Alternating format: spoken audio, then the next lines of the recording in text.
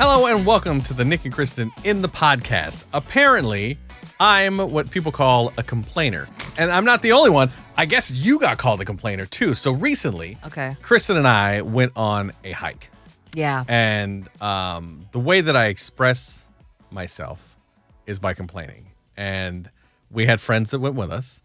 And we got a message later after the hike was over that they felt terrible for bringing us on this hike because they think that we had a terrible time. Right. We did not have a terrible time. I'm a complainer, and Kristen has knee problems. Okay, yeah. So like, I had a lovely time, and the whole time, it was great, the whole time I kept saying, "Oh, isn't this nice?" and stuff like that. But there was one point where we had to go down a steep hill, and my knee was acting up. I've had knee injuries. Yeah. And so I was like leaning on this railing, and my friend checked on me, and she's like, "Are you okay?" I'm like, "Oh, sorry. Like this is really hard for me going down really steep hills." Yeah. And she felt really bad, and so that's what she was referring to with me. Okay. But you did not. When you opened your mouth, it was something negative about the hike every single time. What are you talking about? Not every time. There was always like, oh, there's a lot of bugs, and oh, it's another hill. I didn't say do we really have to go up this hill to see this? Like, oh man, it's hot out. Oh, like this is really strenuous. I didn't think it was going to be like this. So the fact that they were like, yeah, Nick had a miserable time. It's like, yeah, of course. And then I brought this to your attention, and you're like, well, this is how I get that stuff out. And I was like, well, then you can't expect people to think you're having a lovely time. I don't think I complained that much. Like, I think that I was huffing it up some high ass hills. Yes. Like, but I wasn't like, God, I hate this hill. Like, but I would get to the top and be like, let's not do that again. Like, right. You know what I mean? Like, it wasn't. You made it known that you were not having fun. Well, nobody likes climbing up steep ass hills, right? Is that just me? No, but you expect to do that on a hike. Yeah, no. And so I was like taking my time, and I was taking pictures, and I was having fun, and I was enjoying it, but I was out of breath because I'm chubby and I don't do this. But yeah, I get why. I understand. Yes. But like, So are you shocked that you're a complainer? Because No. this is something I've known about you since like day one. No, it's how I've been complaining for forever. That's what I do. I'm a complainer. You're a hater. Yeah, I'm not a hater. No, you are. I complain You're a hater. about things myself. Everywhere you go, you find something negative to say about it. And it's one of the reasons I love you, because I'm also kind of like that. I'll be like, oh my gosh, like, look at this display, or, like, I don't do it about people. Yeah. But like, I'll be like, oh my gosh, like, in what world would I ever wear that? Like, to a mannequin or something like that. Like, we're those people. Not cruel towards people. We're not bullies, but like we do make snide comments to each other, which is complaining. Yeah, and like I try to be funny about it, if anything, so that people are entertained. You are. But yeah, I wish I could stop. Like I guess I'll try and stop next time.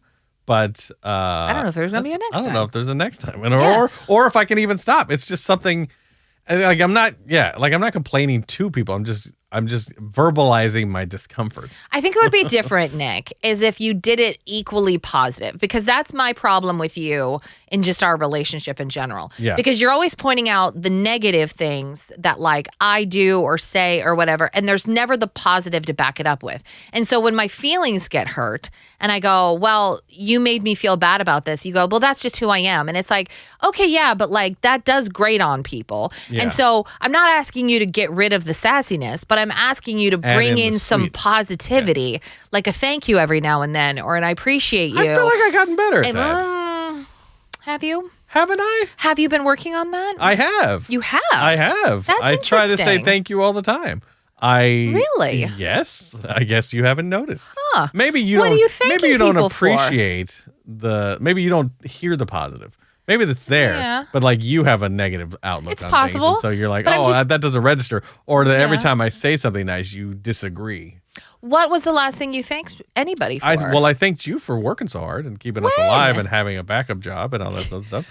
When? I've done it since like 6 times since we've been unemployed. See? It's not that I'm not saying it. It's just not hearing Maybe you're just not doing it well. Are you on your knees when you're saying it? Because usually in passing, no. I'm not going to register it. I have to like. I need you. Kristen. Yes, like I need it presented with a chocolate cake or something. Yes. Well, then you'd be distracted by the chocolate cake. It's true. I'd be like, why am I eating this like, again? What are you saying? I don't know. At least it's good. Cake. New segment alert. It's called 90 Seconds of Nerd.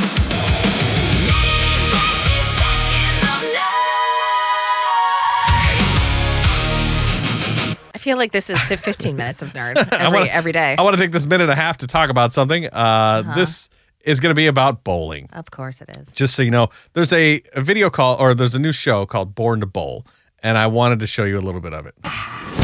This is my first CBS season. These guys are the most competitive people. I guess I'm the Bob Ross of bowling. You got to take the hair out. I just started doing the stretches. Breathe in, now breathe out. I was kind of born into bowling. To win a U.S. Open trophy it was so emotional. There's actually a tear still on it. So there's this whole show about bowling and about behind the scenes of bowling, and I want to say that I'm enjoying it thoroughly. And you want to say that? Like I'm surprised that I'm liking it so much. Okay. Like it's such a different world than I thought it was going to be. So bowling, very hard to be good at this. Very. And so it's got an angle from every like bowler, like this new guy, this EJ Taggart, who's like the new hotness. And then there's Jason Belmonte, who's the old hotness, but like there's these young kids that are coming in and changing. Like it's just it's more interesting than I thought it was going to be. So if you're not into bowling and you didn't think that this was going to be on your radar, I highly recommend watching this and learning about behind the scenes of the PBA, because I thought all these guys were like loaded, like all the golfers. Yes. Like I assume all the golfers are loaded. Like at least the top 10 players in the world all have a bunch of money, but like they are living paycheck to paycheck unless you're EJ Taggart or Jason Belmonte. So Jason Belmonte is an Australian bowler who's like, he's got the most titles of PBA like ever. And so he has a shoe line that says his name on it, and he like has this huge home in Australia. Like he's set, but he's aging out. Yes. He thinks that he's getting old, but he's still top 5 competitor everywhere we go. Like everyone's like calling him like, oh, the old guy, and is like, that's gotta hurt. But he changed the game. The only reason people bowl two-handed now is because of this guy. Oh, interesting. And then now EJ Taggart, I'm assuming we're gonna go into him in the final episode. We haven't really delved into him yet. He's the one that's like the new hotness.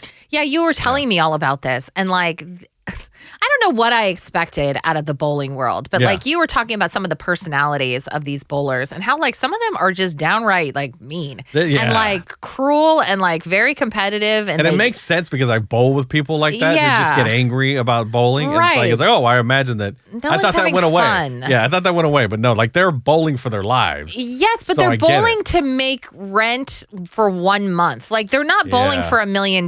They're bowling just to make a rent. And then on the off seasons, they're going back to their like forklift jobs. Like you would never know that these people are bowlers. And at some point, I just kind of go, well, why are we doing this then? Because they love the game. Most of Do them, they? like a lot of they them, don't act like it. Yeah, well, that's it's something that because you can make $100,000 if you win a tournament. I know, if you but win that's 5 not tournaments, that's anything 500. these days. Yeah, but if you win 5 of them in a year, you win $500,000 for that year. Oh, there's more than one. Yeah, there's there's like okay. 40 or something like that. Yeah, but that's if you win. If you don't win, if you're like the 7th greatest bowler in the world, hell, you're top 10. That's great, but you're getting nothing. Yeah, I don't know if it's like tiered or not, but like if you win 3rd, do you get like $5,000 or you know what I mean? Like I'm not sure, I get that. but It's just like unless you're these 2 guys, you're getting bupkis really. Yeah. And I just sort of feel like at the end of the day, even if I was pursuing something as just like a hobby, because they're spending their entire lives on the road. Yeah. Oh yeah. Like they're like they never see their families. They're living in hotel rooms. Yeah, they stay like they have roommates. Like the top 10 bowlers are like staying with each other. I like the Holiday Inn. Like they're not at the Four Seasons. Like this is a rough life. And I just look at it and maybe just I'm a creature of comfort, but I look at it and I go, why on earth would you just give up that union forklift job that you could be doing year round, spending time with your family and bowling on the weekends? There's got to be money in the placements, like because like I just did the U.S. Open Championship and they pay out to like 4,000 people. Yeah, the number one gets 40,000, and then like it trickles down from there. So I'm imagining they're getting something. And I think they have to pay for their own hotel. Yes! They get all the balls for free, I'm assuming. Like it's a lot of these guys grew up in bowling alleys, so it's just like, like what else are you gonna do? It's something you're really good at. It's something you love. Like you love the game. Sure. You just get angry at it, like because it's an angry at game. It's one of the games. I guess. I think it's. I don't know. I'm a creature of comfort. I want to know I'm going to be set. It turned me off from wanting to be a PBA bowler. Yeah. Like, which I never was going to be. But like, you dream sometimes. You're like, well, maybe if I focus and I get really good at it, maybe I can start competing in bigger tournaments. You don't want to eat the free continental breakfast at the Fairfield Inn in Temecula? No. Okay. No. Just so that's my 90 seconds of nerd. That was a little longer than that. Yeah. There's also another new segment that I've come up gosh. with. For Kristen, it's called If I Were You, this is what I would do. Not saying this is what you should do because I'm not you. But if I were you, this is what I'd do. So it's a new therapy segment with Oh. Kristen saying that what she would say to someone who presented this issue to her. And just a reminder, this is not advice. Kristen is a marriage and family therapist, but she is not your therapist. Nope. So, dear Kristen, this is real. My husband's best friend was caught with AI porn on his phone, including content made of me. Oh. He had taken photos from Instagram and turned them into AI-generated clips of me, his mom, his sisters, his girlfriend, and others. We were able to go in and delete everything from his phone. My husband wants to cut him off out of our life completely, which I support, but I work with this guy. I'm considering going to HR because I'm uncomfortable around him. Should we hear him out first or just cut him off? No. Go No to what? HR, Okay. report him, and cut him out of your life. But it didn't happen at work. Is she Yes. able to report him to HR? Because, like, just because you can say he shouldn't get fired for this, right? Well, I don't know. It depends. Is he a school teacher? Maybe. He Either should. way, it's don't not know. of kids, Yes, right? like, so okay, he's not breaking any laws. Porn's porn. Sure. That's fine. It's the deep fake stuff, right? It's Kind of, yeah. porn is fine. If that's fine in your relationship and that's something that you've negotiated in a healthy relationship, I don't care about any of that unless it's addictive and we're calling in sick to work about it. But like the issue becomes when you start putting real faces to that because now we're creating digital porn of that person. Yes. So now Yeah. you're creating unknowing deep fakes of people that you know. But they're not sharing it? Does that make You a don't difference? know that though. I don't. but, Like so, there yeah. would be I would argue that there needs to be more investigation of like, hey, where is this going? How is this getting shared? What's going on? Because that could be highly illegal. That could be seen as That's like true, yeah. revenge porn. Because even if it's not you, and the AI world is the wild west right now. Like Yeah. we don't have any rules or regulations around it. So yes, like I would report it because I think that it needs to be documented somewhere. I would go to the police. I would say this is what's happening. I don't know if you have a task force dedicated to this kind of AI technology, but I want you to be aware of it. And you can scrub like the dark web looking for things like that, seeing if it's being shared anywhere. And Okay, then I so would thi- also probably cut this person out of my life. Okay, so like you're thinking that they didn't go far enough by cutting them off. No, from the I list. think that you need to protect yourself legally. If your face is going to be put unwillingly and unknowingly on a naked body, because then it can be perceived as you. Yeah, I mean, how do you even track all that stuff? Like It's- they could have AI porn of us. 100%. Like, Like and, I don't know. We'll never know. you But the know, thing like, is, yeah. this person does know. Yes. And so there are steps that they should take to protect themselves. Whether it will protect them or not I was is gonna say, to 'cause now remains there's to no be proof seen. because they've gone in and deleted all the videos. But I think it's one of those things that you could absolutely have a paper trail on. And I think that you have to protect yourself even through these kinds of friendships. Okay. There you go. There's your advice. So once again, Chris is not your therapist. No. And she's not giving advice. She's It's just saying, what would I do? If I were you, this is what I would do. This is what I do. This is what I do. All right. It's time for Nick's Song of the Week. Oh, lovely. We're going to God, call. it's Friday already. I know. Happy Friday. This one is about space. We've been talking a lot about space lately. Okay. So this is called The Journey to the Moon. Here we go.